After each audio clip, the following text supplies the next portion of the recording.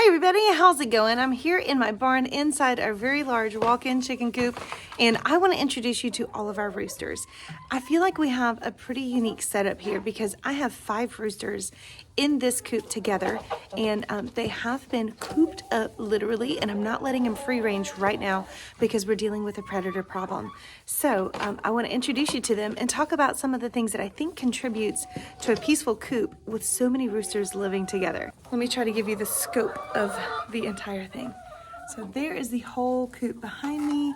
And then normally what happens is in the morning, we will open up this door right here and let them go free range all over the property. We have 10.5 acres here on our property, so they have plenty of space.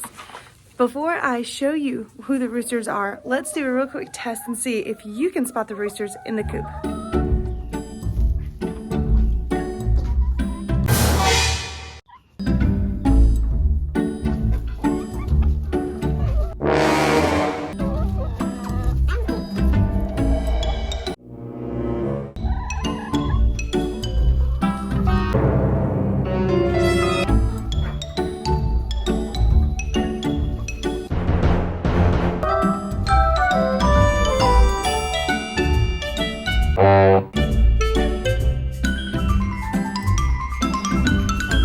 Well, I hope you enjoyed the little game. Here they are all together, and I think not only having a lot of space, 10.5 acres, not only having plenty of hens to breed together with, I think their breed has everything to do with how they get along.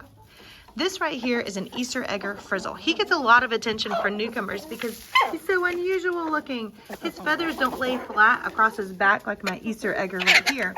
They curl upwards and outwards, giving him this very frizzled look.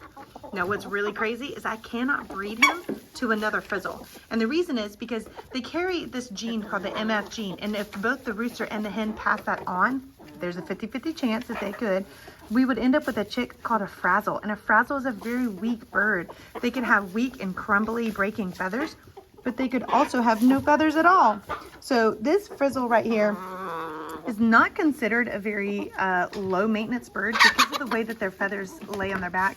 They can't regulate their own body temperature very well. You have to take that into consideration when you're setting up your coop for the summer and the winter extreme weather. They also can't fly. Now, when I say fly, I mean fly by chicken standards. They can flutter up high. I do have a 5-foot, see, those are the girls fighting. I do have a 5-foot tall gate that some of my chickens can fly over, but he cannot at all. So I have low roosts for him right here. He could choose any one of these, or he could walk up all of them. So keep that in mind for your frizzles, and don't breed your frizzles together.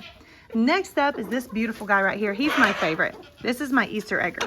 Now he is just the most exotic coloring I've ever seen. Out in the sunlight, he has these jewel tone feathers that just absolutely shine and shimmer. They're very iridescent like a crow. Now Easter eggers are pretty interesting. They are called mongrels by some breeders because they are a cross between like Americanas and Aracanas, but Easter eggers are very popular now. He will pass on genes that help to lay colored eggs like blues and take a look at this work of art right here. This is a lavender Americana crossed with a Wyandotte. Now, Wyandottes and lavender Americanas are both massive birds. This guy probably weighs in at a good 9 pounds. That's a big rooster. Generally, he's very docile, but you can see he is resource guarding his food right now. Now the Americana part of him could pass on colored eggs like blues and greens.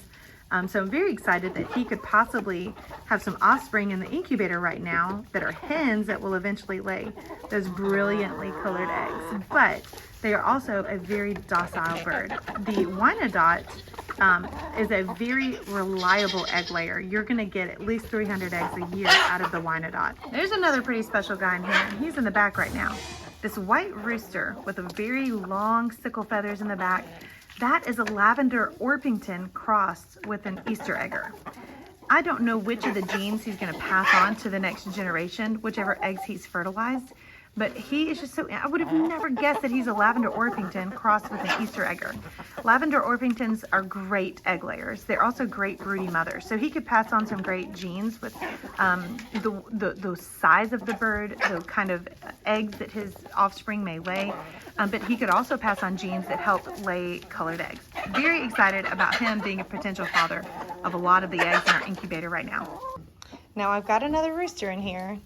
Let's see if you can point him out because he is very small and almost insignificant. He does not really take up space as a rooster as far as breeding and crowing and that kind of stuff goes. But he is an absolute sweetheart because he is a silkie right here. Excuse me. Now, silkies are known for their sweet, sweet temperament. Not just like put up with you, but they will actively seek out being with you. When I sit down, he will come over and even hop on my lap. And the female of the silkie is a very broody hen. They really help to hatch out eggs, and that's why most breeders will keep them around. He is a great guy. When kids come over here and they really want to hold a chicken, sometimes these other ones will just fly out of the way and want nothing to do with chickens. But Silky, see, this one right here did not even move when I started to reach out my hand. Silkies, especially this Roo right here, actively seek out attention. So I keep him around because not only was he given to me, he needed a new home. Hey, Piggy. But he has a great personality. So yeah, there's a small introduction. I can go further into their breeds and their characteristics in a future video, but I just wanted to quickly introduce all the Roos and talk about the things that I think make this a successful setup. A lot of people have to give away roosters or even dispatch them when they have become, I don't know, impossible to live with, but we have not had that experience. I think hand raising them, choosing the right breeds, and making sure that they have plenty of space outdoors to free range on, but also plenty of hens to mate with. There's no competition for breeding, for resources, or for space. Now, before I sign off, let's just check and see. It is mid-October, getting to late October, and we're still getting 6 eggs this morning.